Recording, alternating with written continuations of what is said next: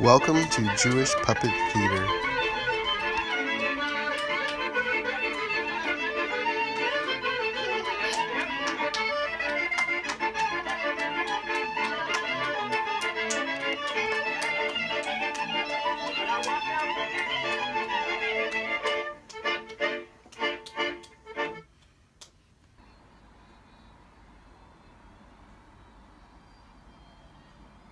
It could always be worse.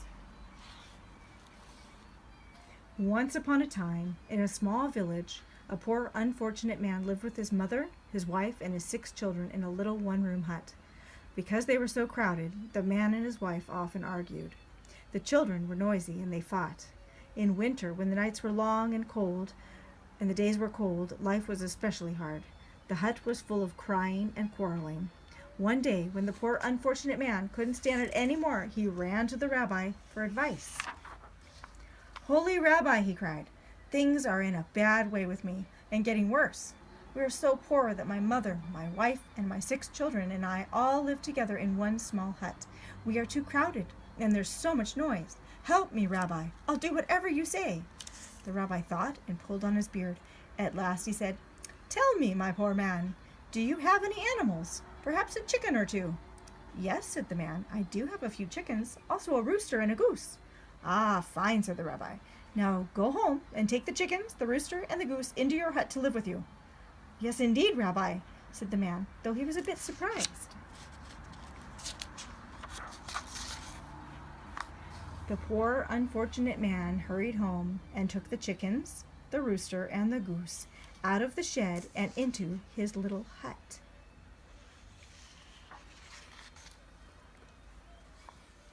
When some days or a week had gone by, life in the hut was worse than before. Now, with the quarreling and crying, there was honking, crowing, and clucking. There were feathers in the soup.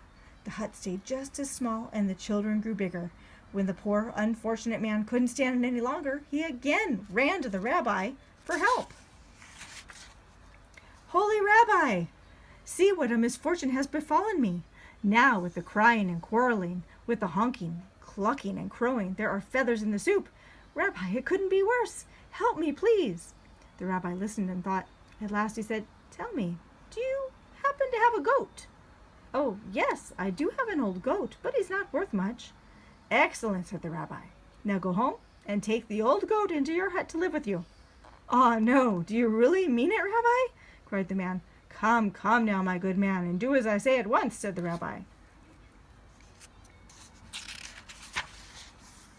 The poor unfortunate man tramped back home with his head hanging down and took the old goat into his hut. When some days or a week had gone by, life in the little hut was much worse. Now, with the crying, quarreling, clucking, honking, and crowing, the goat went wild, pushing and butting everyone with his horns. The hut seemed smaller. The children grew bigger. When the poor unfortunate man couldn't stand it another minute, he again ran to the rabbi. "Holy Rabbi, help me," he screamed. "Now the goat is running wild. My life is a nightmare." The rabbi listened and thought. At last he said, "Tell me, my poor man, is it possible that you have a cow? Young or old, doesn't matter." "Yes, Rabbi, it's true, I have a cow," said the poor man fearfully. "Go home now," said the rabbi, "and take the cow into your hut." "Oh, no, surely not, Rabbi," cried the man. "Do it at once," said the rabbi. The poor unfortunate man trudged home with a heavy heart and took the cow into his hut. "Is the rabbi crazy?" he thought. When some days or a week had gone by, life in the hut was very much worse than before. Everyone quarreled, even the chickens. The goat ran wild. The cow trampled everything. The poor man could hardly believe his misfortune. At last, when he could stand it no longer, he ran to the rabbi for help.